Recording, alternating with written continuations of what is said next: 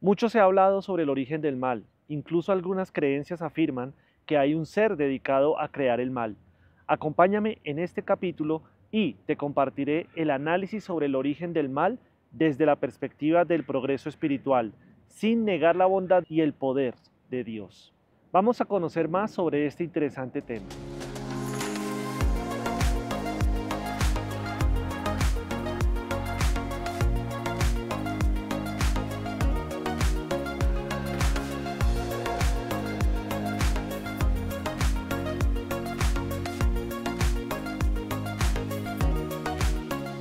Yo soy Andrés Abreu y este es tu canal Vivir Espírita. Hoy estamos acá en la mina de sal de Nemocón, en Cundinamarca, Colombia. Este es un lugar que se ha venido formando por más de 150 millones de años. Una perfecta belleza natural, una mina de sal que durante mucho tiempo promovió la economía de esta región. Desde aquí vamos a hablar hoy de un tema supremamente importante para todos nosotros: comprender la naturaleza del mal. ¿Por qué la humanidad ha venido sufriendo durante tantos y tantos años? ¿De dónde surge esa condición que a veces pareciera natural, pero que no lo es? Vamos a hablar de eso. Este es el árbol de los sueños. Tiene una historia muy interesante relacionada con un hecho mediúmnico sucedido durante la época de la invasión española a nuestras tierras americanas. Se dice que en una tarde suave y tibia, el cacique de Nemequene se durmió bajo la sombra de un árbol.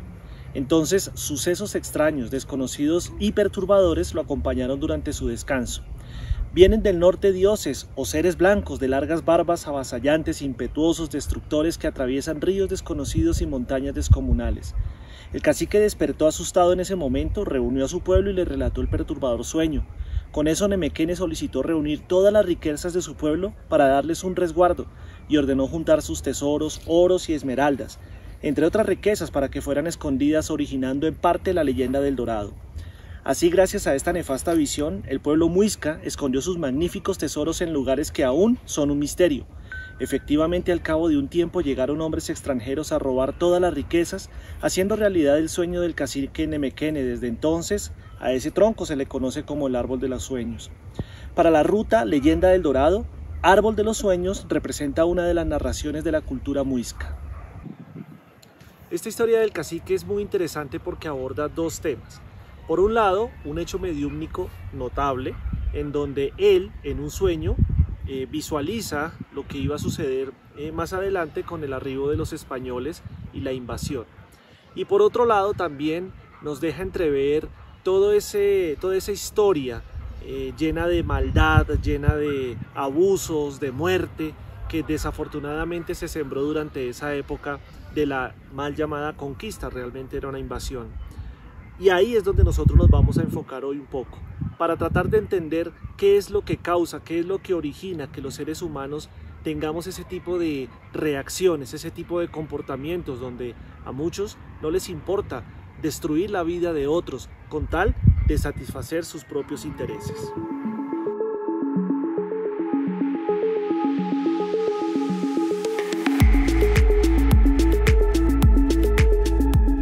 ¿Has notado cómo la humanidad a veces pareciera que se sumerge en una ola de crímenes, corrupción, guerras y otras tantas situaciones que propician el sufrimiento y el dolor? La gran mayoría de las personas creemos en la existencia de un ser superior que todo lo creó, pero a su vez para muchos es extraño que ese mismo ser, lleno de poder y de bondad, sea capaz de permitir tanta maldad. En el libro La Génesis, capítulo 3, titulado El bien y el mal, Allan Kardec nos comparte una serie de aclaraciones. Veamos este asunto en mayor detalle.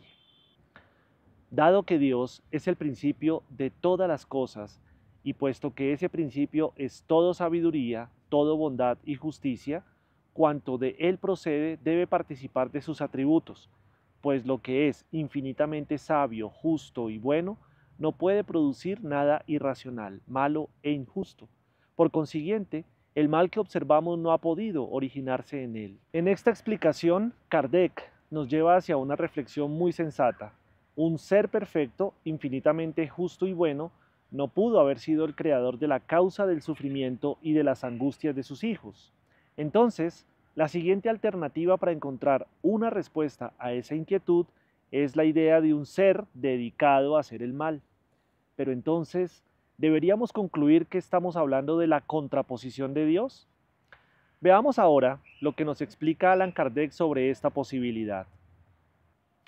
Si el mal estuviera entre los atributos de un ser especial, sea como fuere que se lo llame Arimán o Satanás, habría dos opciones. Este ser sería igual a Dios y por consiguiente tan poderoso y eterno como Él, o sería inferior. En el primer caso, habría dos potencias rivales en lucha incesante, cada una procurando deshacer lo que la otra hiciera y oponiéndose mutuamente. Esta hipótesis es inconciliable con la unidad de miras que se revela en el ordenamiento del universo. En el segundo caso, por ser inferior a Dios, ese ser estaría subordinado a Él. Al no ser posible que existiera eternamente, pues de lo contrario sería igual a Dios, habría tenido un comienzo. Y si fue creado, solo Dios podría haber sido su causa. En ese caso, Dios habría creado el espíritu del mal, de lo que resulta la negación de su infinita bondad. Entonces, nuevamente estaríamos llegando a la conclusión que Dios es el causante del mal. Esto no nos hace sentido, ¿cierto? Hay algo que no se ajusta a la lógica y a la razón. Entremos entonces a analizar cuál es la verdadera causa, el origen del mal.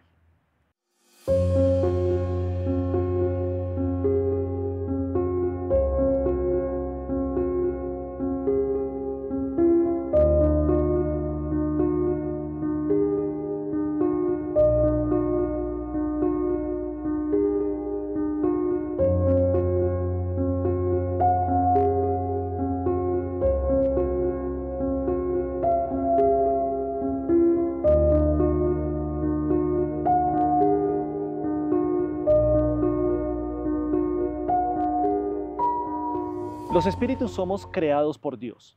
Somos sus hijos, es decir, somos creados por un ser perfecto en todos sus atributos. Entonces, ¿por qué causamos tanto dolor a nuestro prójimo y a nosotros mismos? Partiendo del hecho que realmente no existe un ser dedicado al mal, ni mucho menos que ese mal esté siendo causado o promovido por Dios, ¿dónde se causa ese comportamiento?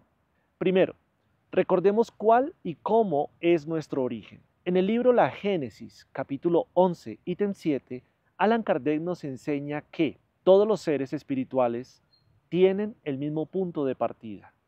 Todos son creados simples e ignorantes, con idéntica aptitud para progresar mediante su actividad individual. Todos alcanzarán el grado de perfección compatible con los esfuerzos personales de la criatura. Todos, porque son hijos del mismo Padre, son objeto de igual solicitud. No existe ninguno más favorecido o menos dotado que los otros, ni dispensado del trabajo impuesto a los demás para que alcancen la meta. En esta explicación, Kardec es claro al enseñarnos que desde nuestro origen tenemos la posibilidad de aprender, progresar y actuar según nuestra propia voluntad. Aquí tenemos un punto de quiebre fundamental para entender en qué momento nosotros, los espíritus, decidimos actuar bajo la influencia del mal. Analicemos la pregunta 115 del Libro de los Espíritus. ¿Los espíritus han sido creados unos buenos y otros malos? Dios creó a todos los espíritus simples e ignorantes, es decir, desprovistos de ciencia. A cada uno le dio una misión con el objetivo de instruirlos y de hacerlos llegar progresivamente a la perfección mediante el conocimiento de la verdad y para aproximarlos a Él. Para ellos, la dicha eterna e imperturbable reside en esa perfección. Los espíritus adquieren esos conocimientos al pasar por las pruebas que Dios les impone. Algunos aceptan esas pruebas con sumisión y llegan más pronto al objetivo que se les asignó. Otros solo las sufren con quejas y así por su culpa quedan alejados de la perfección y de la felicidad prometida. Entonces, el asunto es que no hay espíritus malos. Tampoco podemos afirmar que Dios es el creador del mal. Todo se trata de comprender que los espíritus fuimos creados con el objetivo de alcanzar la felicidad permanente, pero a través de un largo camino de progreso moral, de aprendizajes, equivocaciones y también aciertos. De esta forma, la pregunta 114 del Libro de los Espíritus confirma este punto así. Los espíritus ¿son buenos o malos por naturaleza o mejoran por sí mismos? Y la respuesta: los espíritus mejoran por sí mismos. Al hacerlo, pasan de un orden inferior a otro superior. De nuevo, somos espíritus en proceso de perfeccionamiento. Por esto, en la pregunta 120 nos indican que el mal en sí mismo no existe. Ahora empezamos a referirnos a él con otro término, mucho más ajustado a la realidad del espíritu que está progresando. Leamos la pregunta: ¿todos los espíritus pasan por la serie del mal para llegar al bien? La respuesta: no por la serie del mal, sino por la de la ignorancia. Esta es una de las principales revelaciones del espiritismo. No hay maldad, hay ignorancia. Dios no creó el mal, todo lo contrario, de él surgió la ley que rige todo lo que existe. Pero el desconocimiento de esa ley y el desapego de ella es lo que nos conduce a cometer equivocaciones, a propiciar lo que normalmente llamamos el mal. Quisiera insistir en el punto que refiere acerca de nuestra libertad de decidir cómo actuar. Por esto leamos la pregunta 121. ¿Por qué algunos espíritus han seguido el camino del bien y otros el del mal? La respuesta: ¿acaso no tienen libre albedrío? Dios no creó espíritus malos, los creó simples e ignorantes, es decir, con tanta aptitud para el bien como para el mal. Los que son malos llegaron a hacerlo por su voluntad.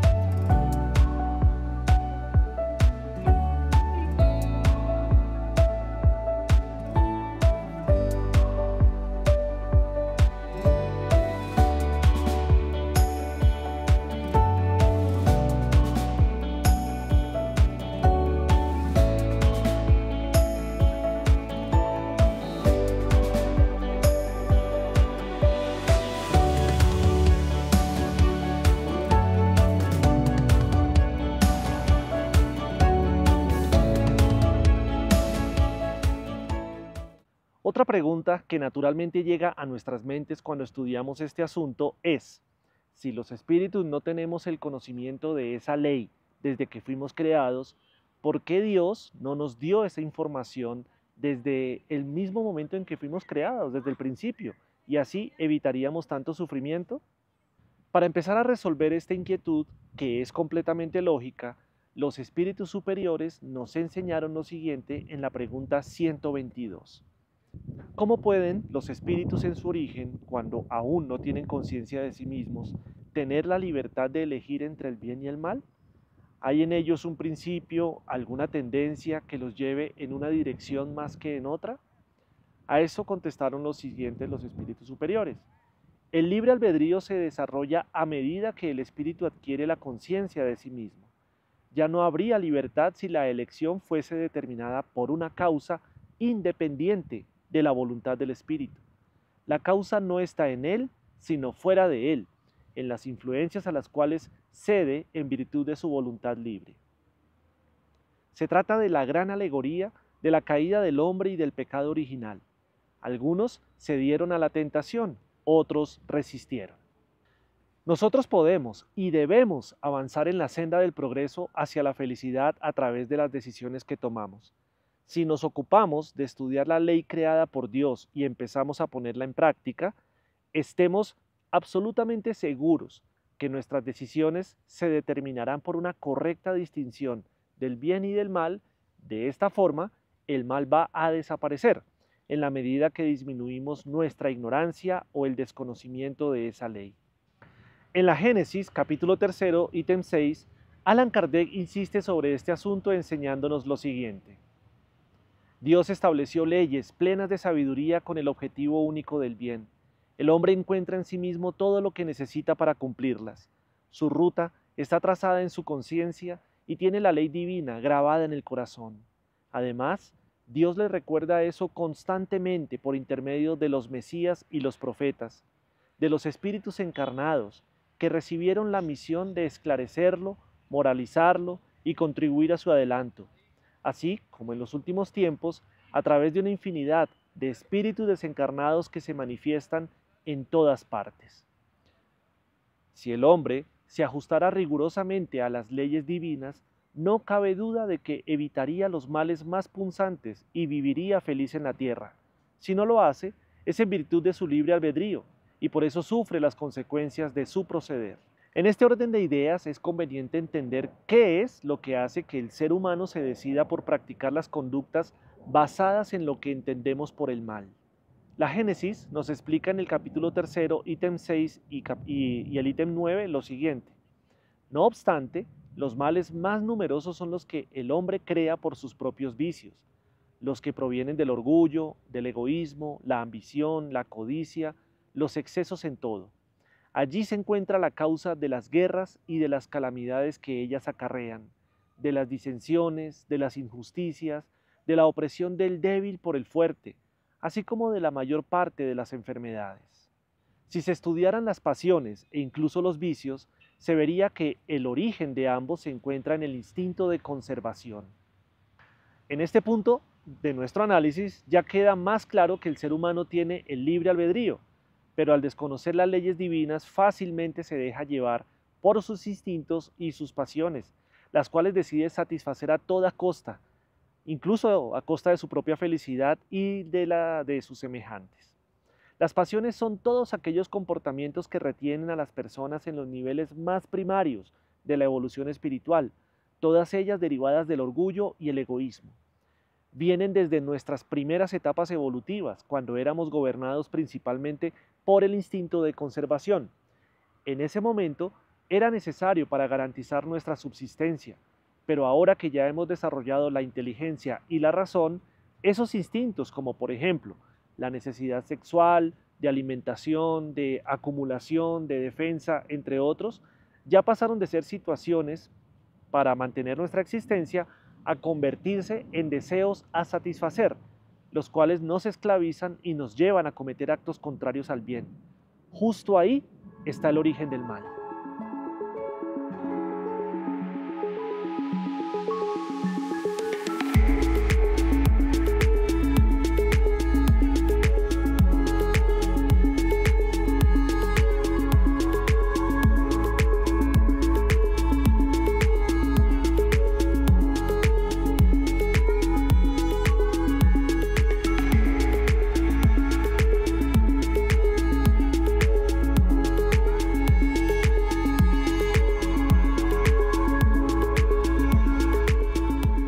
En conclusión, para este asunto del origen del mal, repasemos lo que nos dice la Génesis en el capítulo 3, ítem 10.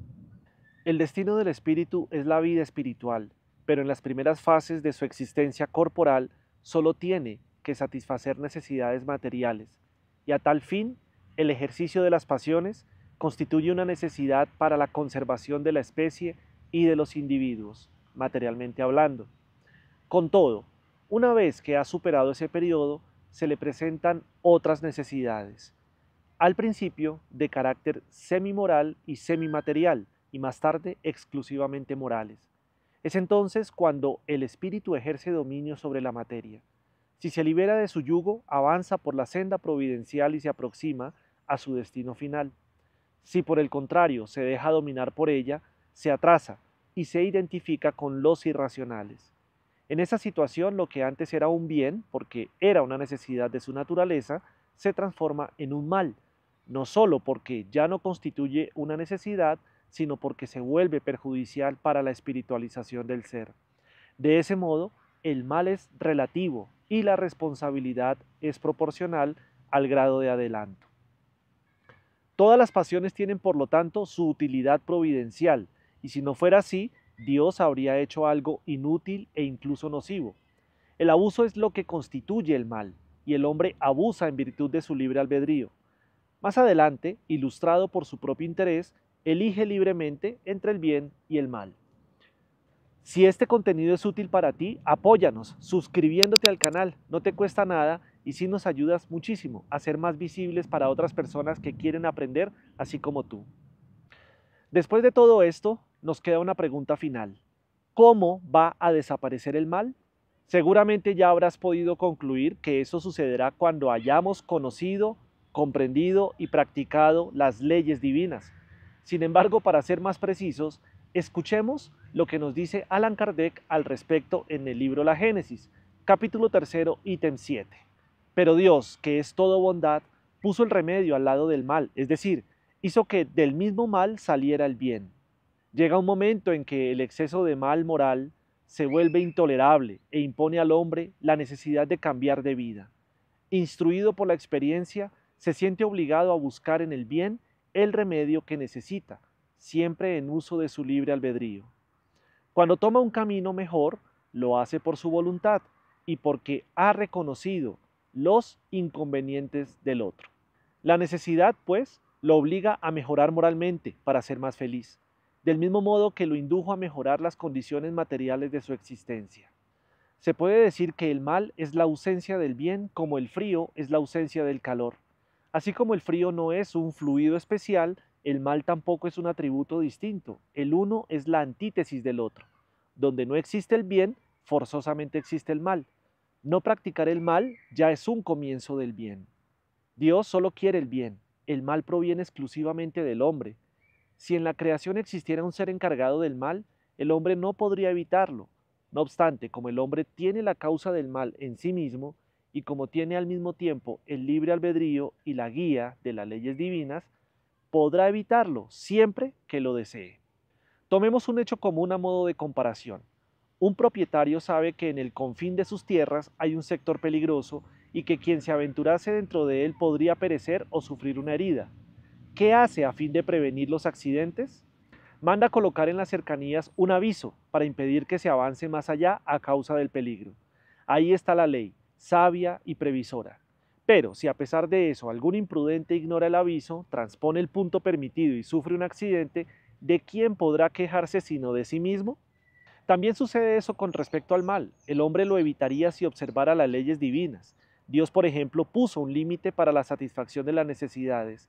La saciedad es una advertencia para el hombre. Si él supera ese límite, lo hace voluntariamente.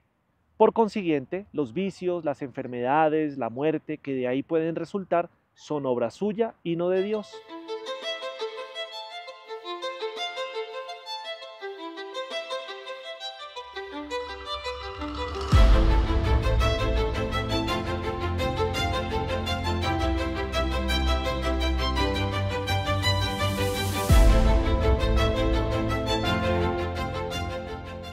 El espiritismo nos enseña que el fin del mal está completamente en nuestras manos.